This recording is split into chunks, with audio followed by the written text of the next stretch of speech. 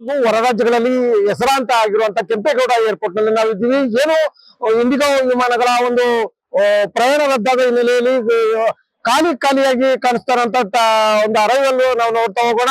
ಇನ್ನು ಬಹುತೇಕ ಏನು ಒಂದು ರಾಜ್ಯ ಮತ್ತು ಹೊರ ರಾಜ್ಯಗಳಿಂದ ಬರುವಂತ ಪ್ರಯಾಣಿಕರು ಬಹುತೇಕ ಈ ಒಂದು ಅರೈವಲ್ ಮುಖಾಂತರನೇ ಹೊರ ಹೋಗುವಂತದ್ದು. ಏನು ಈ ಒಂದು ಅರೈವಲ್ ನಲ್ಲಿ ಪ್ರತಿನಿತ್ಯ ಸಾವಿರಾರು ಸಂಖ್ಯೆಯಲ್ಲಿ ಪ್ರಯಾಣಿಕರು ಬರ್ತಾ ಇದ್ರು.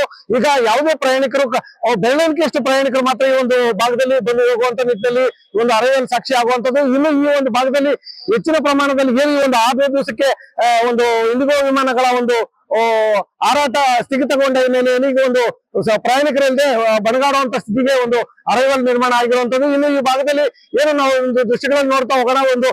ಏನು ಒಂದು ಬೋರ್ಡ್ ಇದೆ, ಏನು ಒಂದು ಯಾವ್ಯಾವ ವಿಮಾನಗಳು ಯಾವ್ಯಾವ ಸಮಯದಲ್ಲಿ ಬರುವಂತ ವಿಮಾನಗಳು ಅಂತ ಬಹುತೇಕ ಎಲ್ಲಾ ಇಂಡಿಗೋ ವಿಮಾನಗಳು ವಿಳಂಬ ಅನ್ನುವಂತ ಒಂದು ಅಕ್ಷರಗಳಲ್ಲಿ ಕಾಣುವಂಥದ್ದು.